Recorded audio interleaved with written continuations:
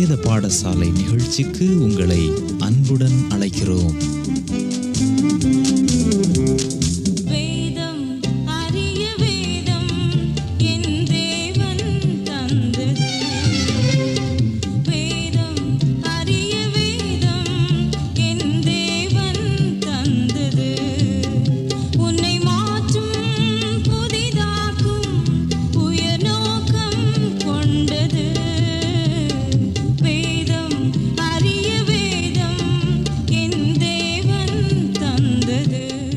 கிறிஸ்துவுக்குள் பிரியமானவர்களே, வேத பாடசாலை நிகழ்ச்சிக்கு உங்களை அன்புடன் வரவேற்கிறோம்.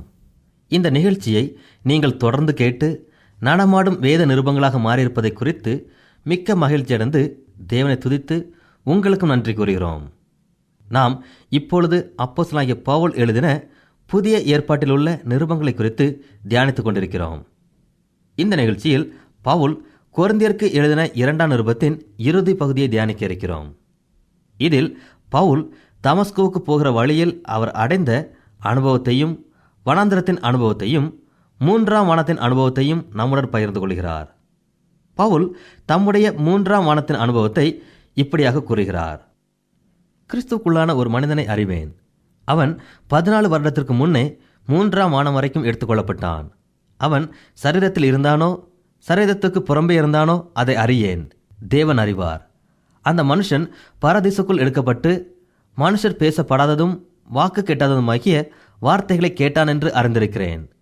அவன் சரீரத்தில் இருந்தானோ, சரீரத்திற்கு புறம்பே இருந்தானோ அதை அறியேன். தேவன் அறிவார். இப்படிப்பட்டவனை குறித்து மேன்மை பாராட்டுவேன். ஆனாலும் என்னை குறித்து என் பலவீனங்களிலாலே அன்றி வேறொன்றிலும் மேன்மை பாராட்ட மாட்டேன்.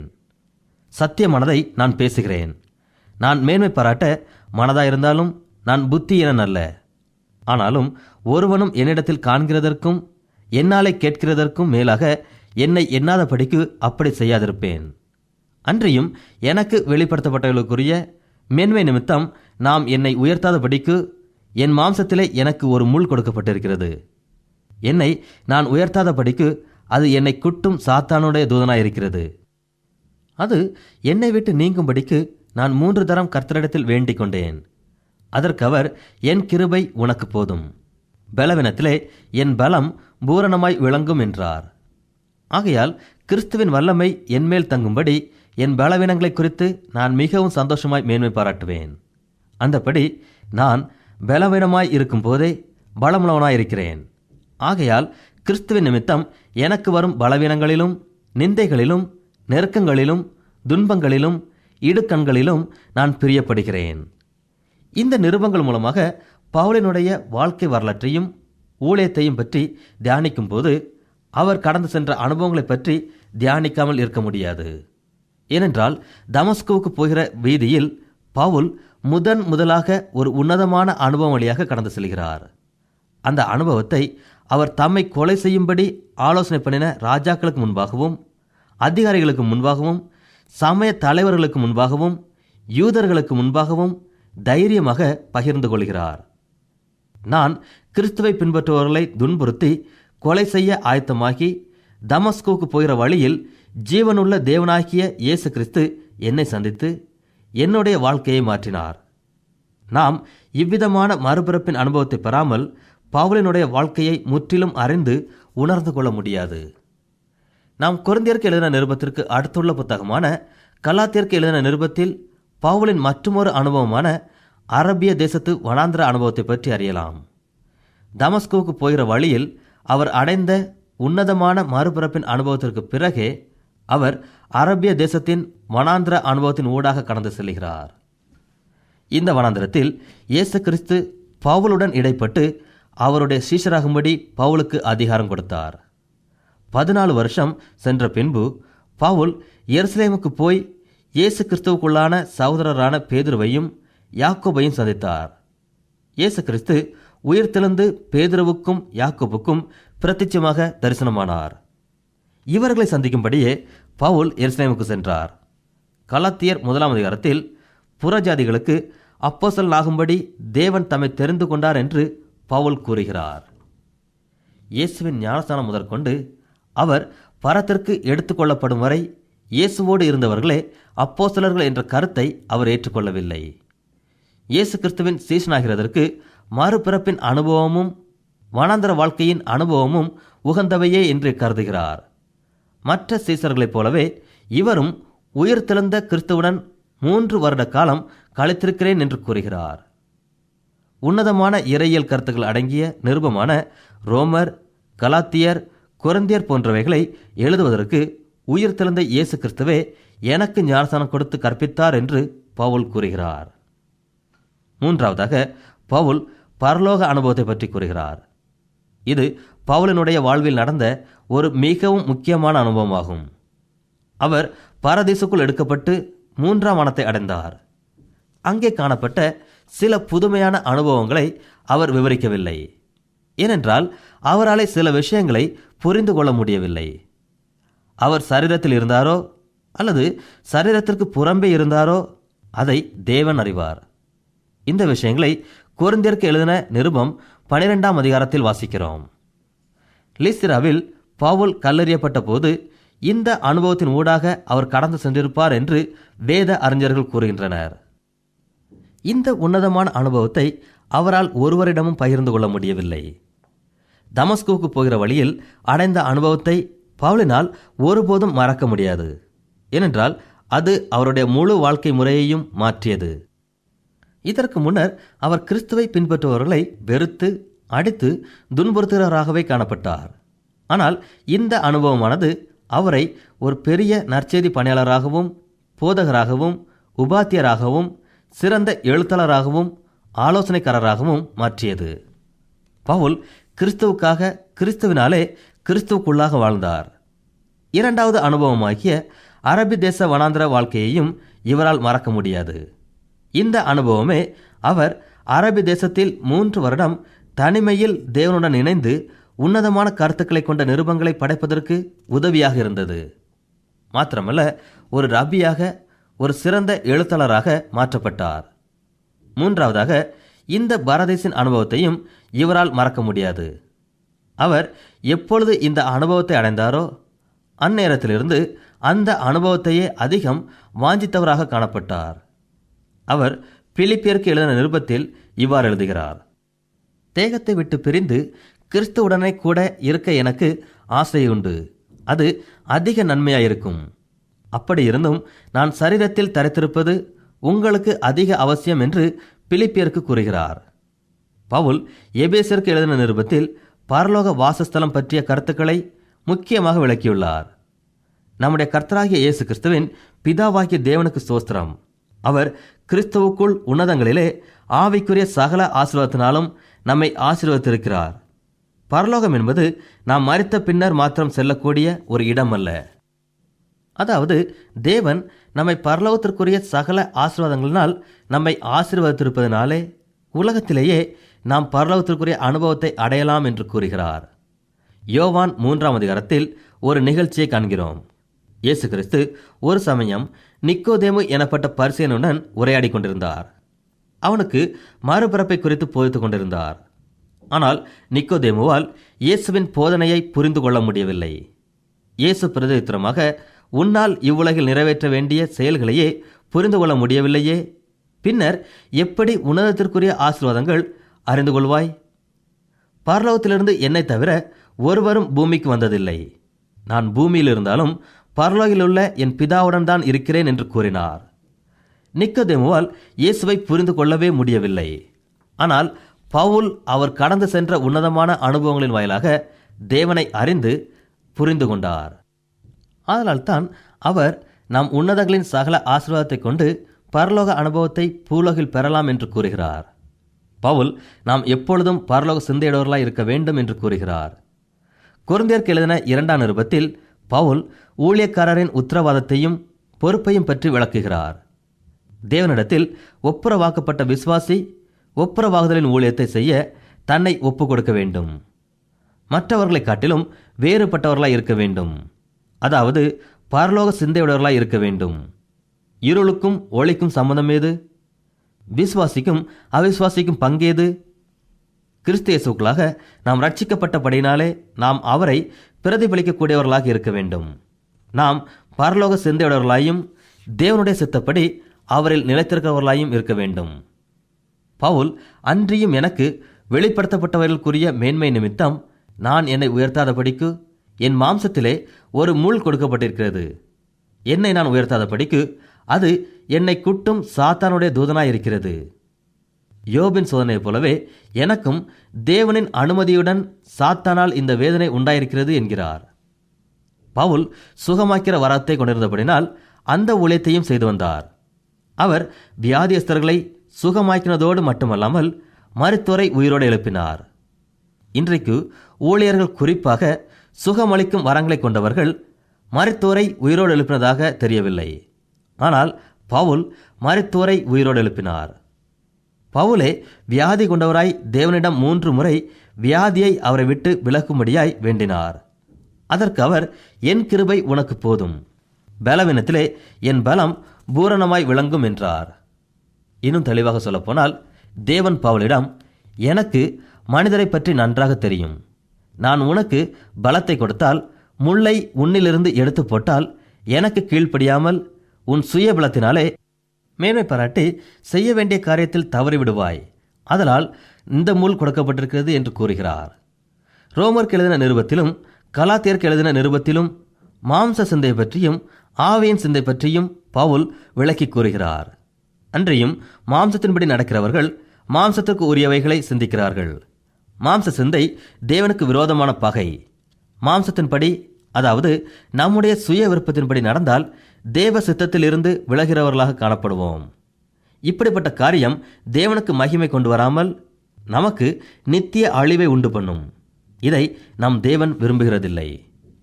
ஆதலால் நாம் ஆவிக்கேற்றபடி நடந்து அதன் மூலமாக வருகிற நித்திய பலனை அடைய வேண்டும் என்று கூறுகிறார். பவுல் மாம்சத்தின்படி நடவாமல் ஆவிக்கேற்றபடி நடக்க வேண்டும் என்பதற்காக தேவனால் அவருக்கு ஒரு முள் அனுமதிக்கப்பட்டிருக்கிறது.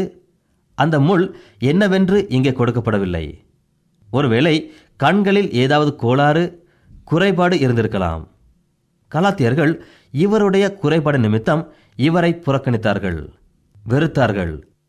அவரை பார்க்கும் பொழுது அவருடைய தோற்றம் விரும்பத்தகாததாகவும் ஏற்றுக்கொள்ள முடியாததாகவும் இருந்தது. பவுல் தம்முடைய பலவீனத்தை சாதாரணமாக அறிவித்தார். ஏனென்றால் தேவனால் அவர் பெரிதும் பலப்படுத்தப்பட்டார்.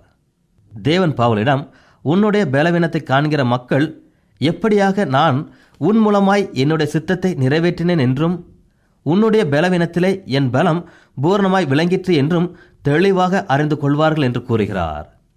அன்பானவர்களே, பலவீனர்களாகிய நம்மிடையே தேவனுடைய பலம் பூரணமாய் விளங்குகிறது. நம்மில் யாராவது சோர்வினால் பலவீனம் அடைந்து இருப்போமானால் ஆவியானவரின் துணை கொண்டு, பவுல் அந்தப்படி நான் பலவீனமாய் இருக்கும் போதே பலமுள்ளவனாய் இருக்கிறேன் என்று கூறியது போல் நாமும் கூறி செயல்படுவோம்.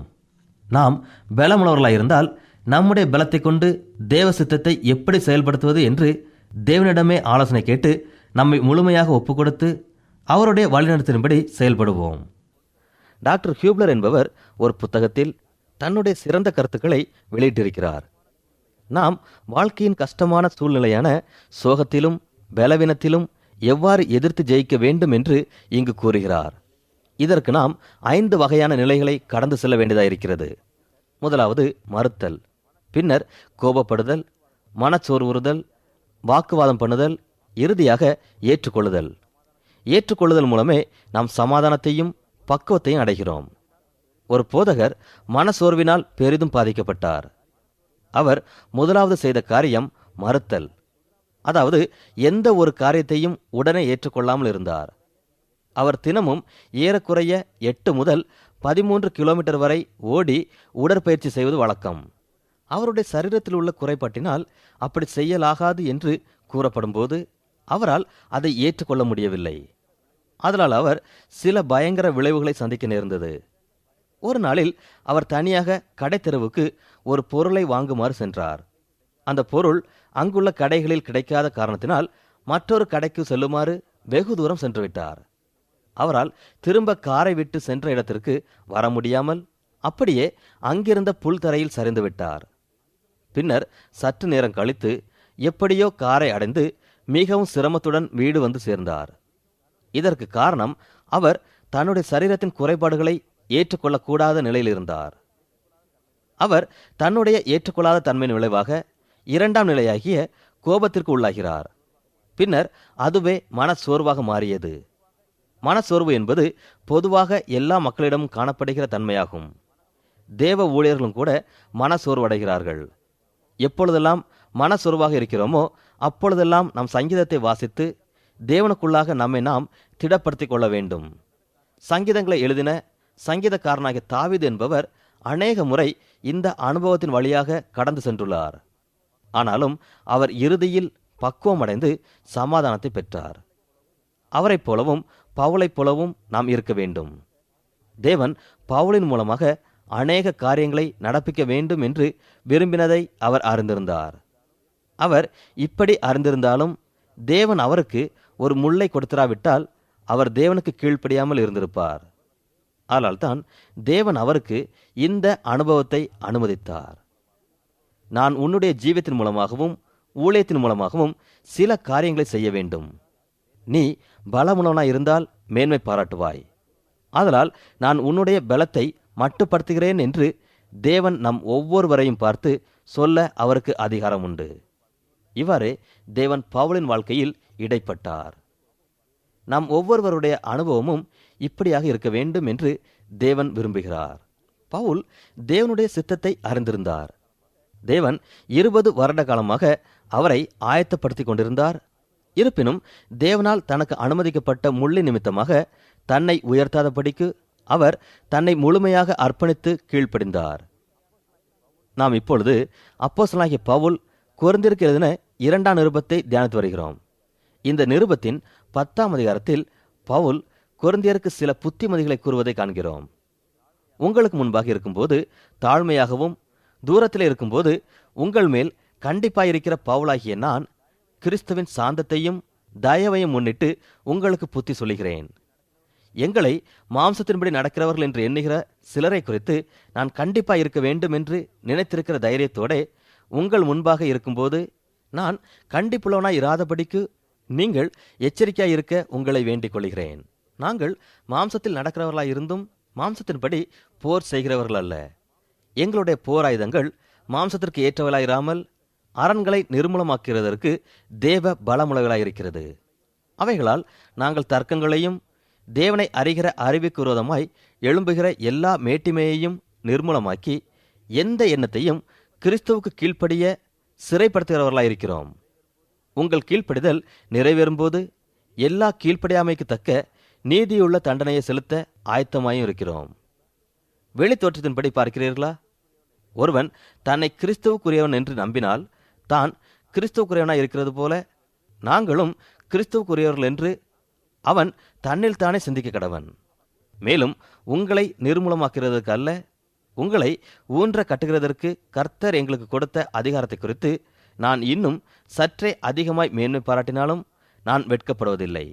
நான் நிருபங்களாலே உங்களை பயமுறுத்துகிறவனாய் தோன்றாதபடிக்கு இதை சொல்லுகிறேன். அவனுடைய நிருபங்கள் பாரயோசனையும் பலமுள்ளவைகள், சரீரத்தின் தோற்றமோ பலவீனமும் வசனம் அற்பமாயிருக்கிறது என்கிறார்களே என்று எழுதுகிறார். சிலர் பவுல் கண்டிப்பானவர் என்றும் அவருடைய கருத்துக்கள் கடினமானவை என்றும் கூறினர். அதற்கு பவுல் அப்படி சொல்லுகிறவன், நாங்கள் தூரத்தில் இருக்கும்போது எழுதுகிற நிருபங்களால் வசனத்தில் எப்படிப்பட்டவர்களாக இருக்கிறோமோ அப்படிப்பட்டவர்களாகவே சமீபத்தில் இருக்கும்போது கிரியையிலும் இருப்போம் என்று சிந்திக்க கடவன். ஆகிலும் தங்களை தாங்களே மெச்சிக்கொள்கிற சிலருக்கு நாங்கள் எங்களை சரியாக்கவும் ஒப்பிடவும் துணிய மாட்டோம். தங்களை கொண்டு தங்களை அளந்து கொண்டு தங்களுக்கே தங்களை ஒப்பிட்டுக் கொள்கிற அவர்கள் புத்திமான்கள் அல்ல என்று கூறுகிறார். அப்போஸ்தலனாகிய பவுல் மகா பிரதான அப்போஸ்தலரிலும் நான் ஒன்றிலும் குறைவுள்ளவன் அல்ல என்கிறார்.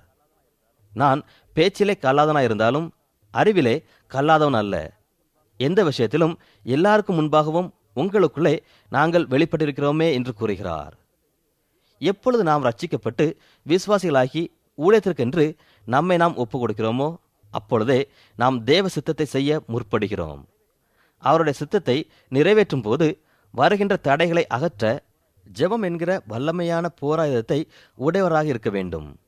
பவுல் பலவீனனாய் இருந்தாலும் கூட அவர் அதை பொருட்படுத்தாது இவ்வாறு கொரிந்தியர்களை பார்த்து கூறுகிறார், தேவனுடைய கிருபையினாலே போராயுதங்களை கொண்டு நாங்கள் தர்க்கங்களையும் தேவனை அறிகிற அறிவுக்கு விரோதமாய் எழும்புகிற எல்லா மேட்டிமையையும் நிர்மூலமாக்கி எந்த எண்ணத்தையும் கிறிஸ்துவுக்கு கீழ்ப்படிய சிறைப்படுத்துகிறவர்களாய் இருக்கிறோம் என்று கூறுகிறார்.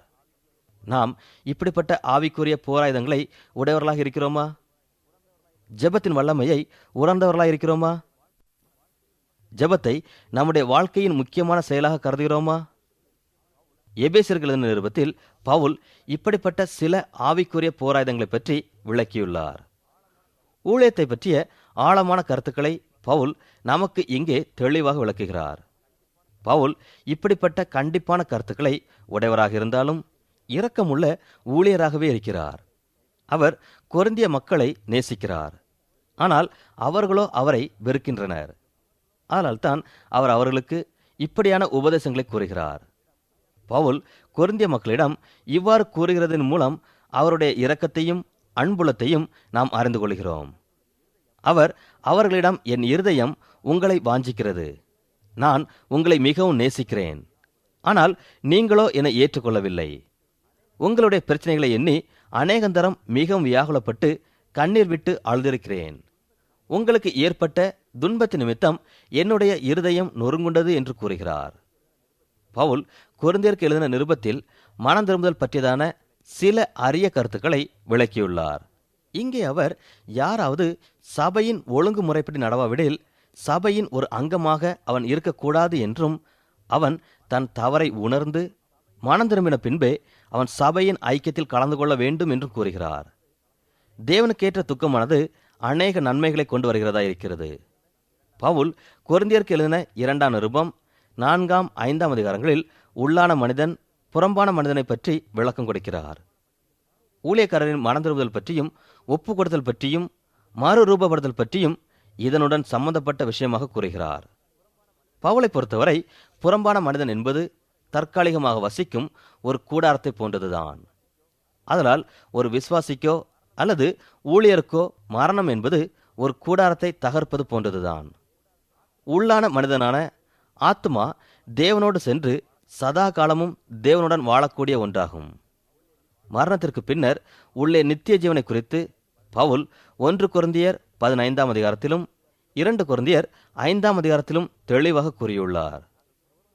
பவுல், நாங்கள் சோர்ந்து போகிறதில்லை, எங்கள் புறம்பான மனுஷனானது அழிந்தும் உள்ளான மனுஷனானது நாளுக்கு நாள் புதிதாக்கப்பட்டும் இருக்கிறது என்று கூறுகிறார். நாம் எல்லாரும் ஒரு நாள் இந்த சரீரத்தை விட்டு நம்மை படைத்த தேவனிடம் செல்ல இருக்கிறோம். மேலும் காணப்படுகிறவர்களை அல்ல, காணப்படாதவர்களை நோக்கியிருக்கிற நமக்கு அதி சீக்கிரத்தில் நீங்கும் லேசான நம்முடைய உபத்திரவம் மிகவும் அதிகமாக நித்திய கனமகிமையை உண்டாக்குகிறது.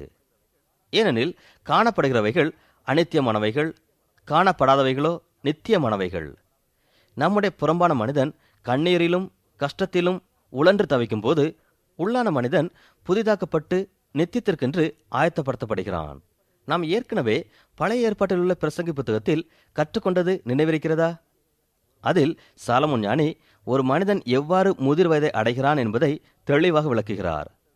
தீங்கு நாட்கள் வராததற்கு முன்னும், எனக்கு பிரியமானவைகள் அல்ல என்று நீ சொல்லும் வருஷங்கள் சேராததற்கு முன்னும், சூரியனும் வெளிச்சமும் சந்திரனும் நட்சத்திரங்களும் அந்தகாரப்படாததற்கு முன்னும், மழைக்கு பின் மேகங்கள் திரும்ப திரும்ப வராததற்கு முன்னும், வீட்டு காவலாளிகள் தள்ளாடி, பலசாலிகள் கூனிப்போய், எந்திரம் அரைக்கிறவர்கள் கொஞ்சமானதினால் ஓய்ந்து, பலகனி வழியாய் பார்க்கிறவர்கள் இருண்டு போகிறதற்கு முன்னும், எந்திர சத்தம் தாழ்ந்ததினால் தெருவாசலின் கதவுகள் அடைப்பட்டு குருவியின் சத்தத்திற்கும் எழுந்திருக்க வேண்டியதாகி, கீத வாத்திய கன்னிகைகள் எல்லாம் அடங்கி போகாததற்கு முன்னும், மேட்டுக்காக அச்சமுண்டாகி, வழியிலே பயங்கள் தோன்றி, வாதுமை மரம் பூ பூத்து வெட்டுக்கிளியும் பாரமாகி, பசி தீபனமும் அற்று போவதற்கு முன்னும், மனுஷன் தன் நித்திய வீட்டிற்கு போகிறதுனாலே துக்கம் கொண்டாடுகிறவர்கள் வீதியிலே தெரியாததற்கு முன்னும், வெள்ளிக்கயிறு கட்டுவிட்டு பொற்கிண்ணி நசுங்கி ஊற்றின் அருகே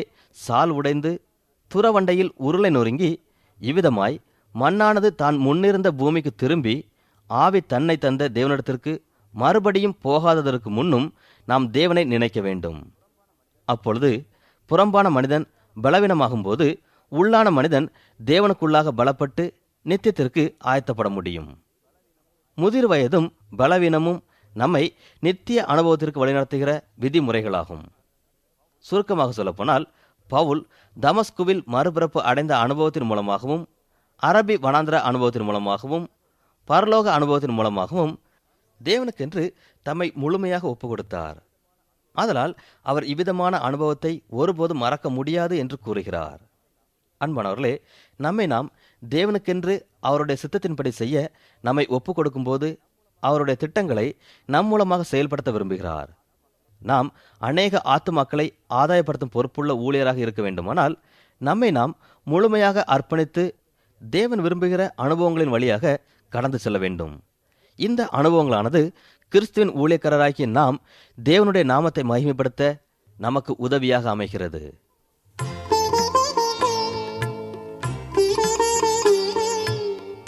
திங்கள் முதல் வெள்ளி வரை ஒளிபரப்பாகும் வேத பாடசாலை நிகழ்ச்சியை தவறாது கேட்டு வரும் உங்களுக்கு நன்றி கூறுகிறோம். இந்த நிகழ்ச்சியை குறித்த உங்கள் கருத்துக்களை எங்களுக்கு எழுதி தெரியப்படுத்துங்கள். எங்கள் முகவரி: வேத பாடசாலை, விஸ்வபாணி, தபால் பெட்டி எண் 34, திருநெல்வேலி 2, தமிழ்நாடு.